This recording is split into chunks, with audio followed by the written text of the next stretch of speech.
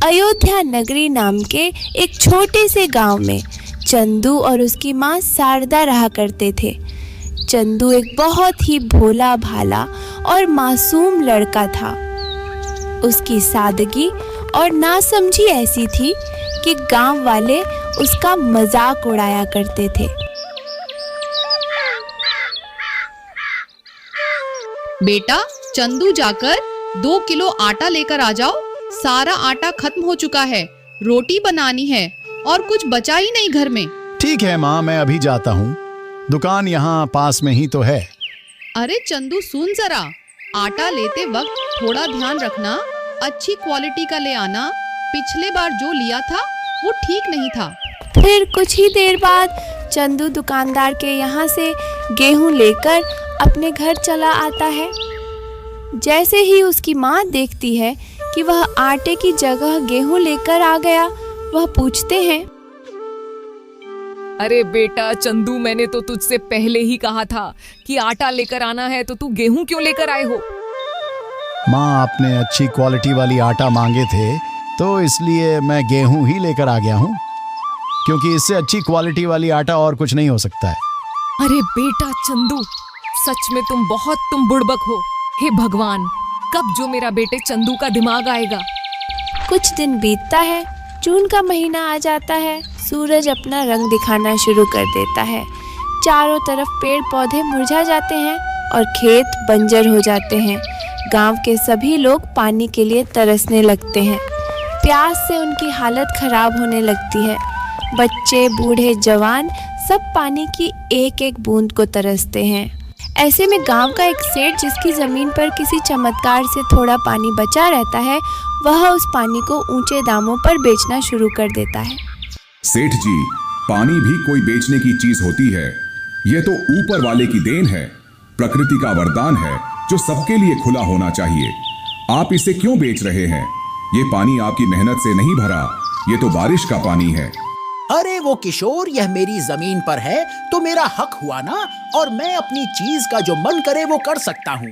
अगर पानी चाहिए तो दाम चुका, वरना आगे बढ़, बहुत लोग लाइन में खड़े हैं खरीदने के लिए। सेठ जी, ये सब सूखा पड़ने की वजह से हो रहा है। अगर कुएं, तालाब और नदियां भरी होती तो कोई आपसे पानी क्यों खरीदता? आपने हमेशा अपने फायदे के बारे में सोचा है, गांव की भलाई के लिए कभी कुछ नहीं किया।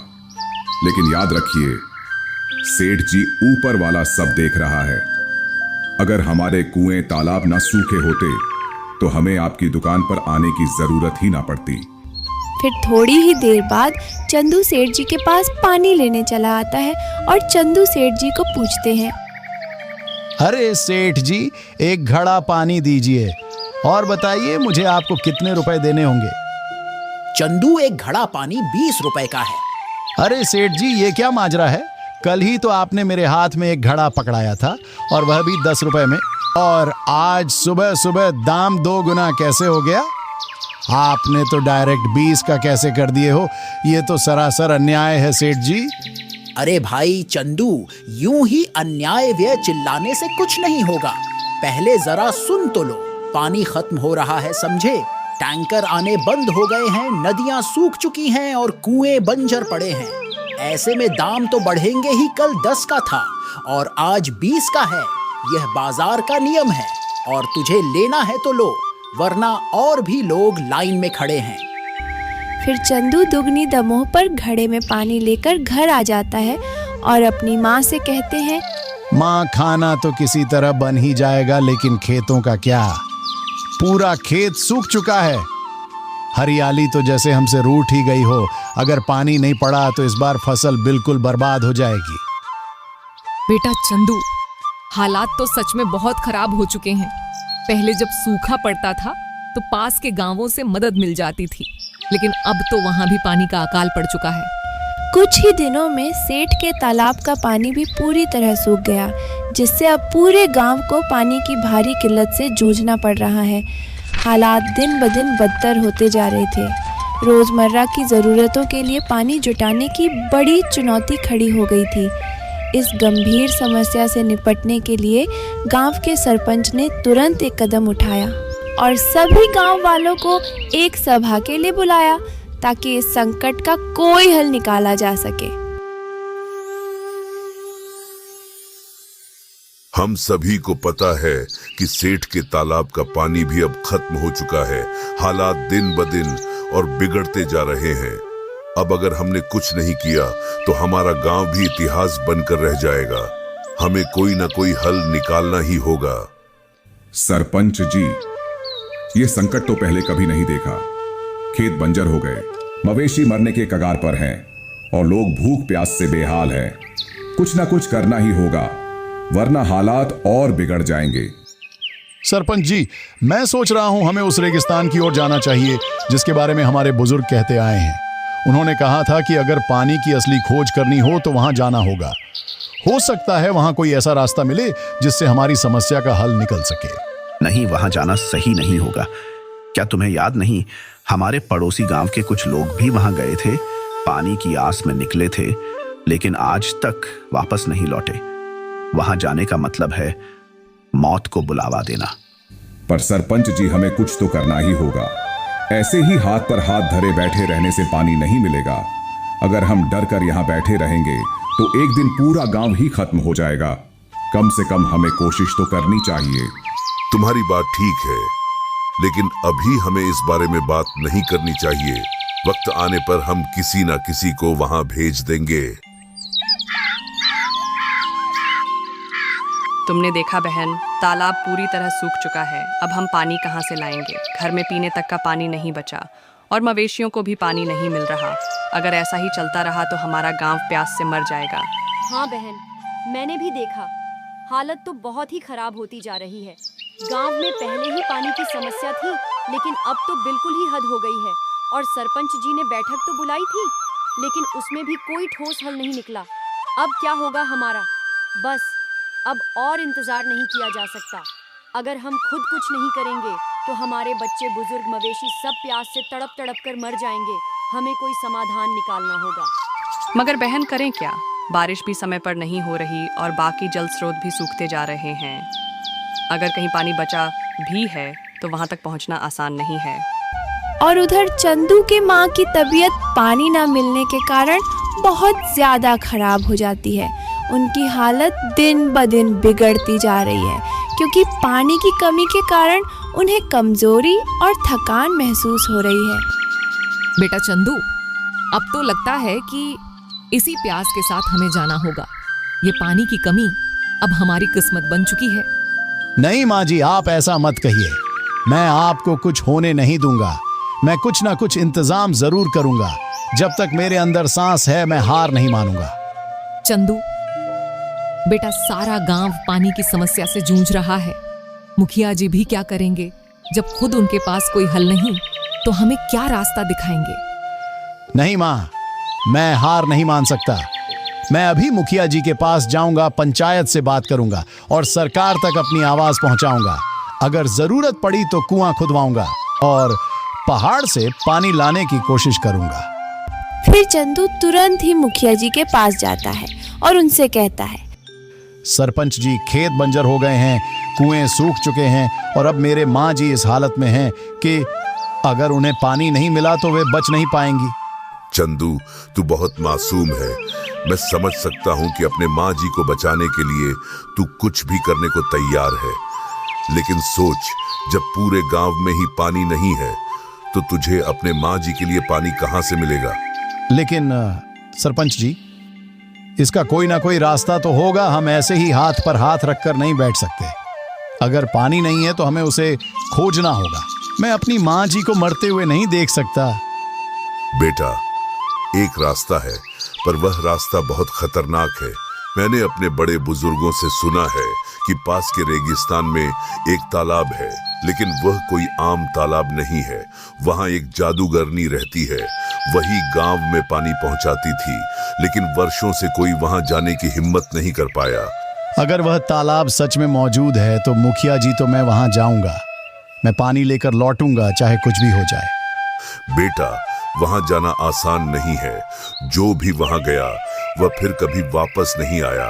रेगिस्तान की रेतली ले जाती है लोगों को, और वह जादूगरनी, उसकी शक्तियों का कोई अंदाजा नहीं है। मैं तुझे वहां अकेले नहीं जाने दूंगा। यह रास्ता खतरनाक है, लेकिन अगर तूने फैसला कर ही लिया है तो मैं अपनी बेटी को भी तेरे साथ भेजूंगा। फिर तभी मुखिया जी की बेटी वसुंधरा आती है और सरपंच जी से कहती है, पिताजी मैं तैयार हूँ। अगर गांव और चंदू के माँ को बचाने के लिए मुझे इस रास्ते पर जाना पड़े तो मैं जाऊंगी। लेकिन मैं अकेले ही जा सकता हूँ सरपंच जी। मैं आपके पुत्री को इस खतरे में नहीं डाल सकता हूँ। नहीं बेटा, यह कोई साधारण यात्रा नहीं है। ये एक परीक्षा है और इसमें साथ देने वाला जरूरी है। मेरी बेटी निडर है और वह तेरा साथ देगी, और दोनों साथ में पानी की खोज करना बेटा। फिर तुरंत ही मुखिया की बेटी और चंदू दोनों रेगिस्तान की ओर निकल पड़ते हैं। अपने लक्ष्य की ओर बढ़ते हुए वे लंबे समय तक चलते रहते हैं, लेकिन अचानक एक भीषण तूफान आ जाता है। तेज हवाओं और उड़ती रेत के कारण उनकी राह मुश्किल हो जाती है और वे आगे बढ़ने में असमर्थ हो जाते हैं। और तभी सरपंच की पुत्री वसुंधरा चंदू से कहती है, अब मुझसे और नहीं चला जाएगा। मैं बहुत थक चुकी हूँ। मुझे नहीं लगता कि अब और आगे बढ़ना सही होगा।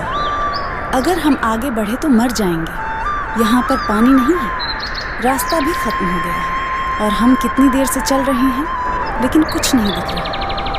नहीं वसुंधरा, हमें रुकना नहीं है। हमें आगे बढ़ना ही होगा, चाहे जैसे भी हो। अगर हम यहाँ बैठ गए तो यकीन मानो मौत हमारे और करीब आ जाएगी। हमें किसी भी तरह से पानी ढूंढना होगा, वरना मेरी माँ को नहीं बचा पाऊंगा।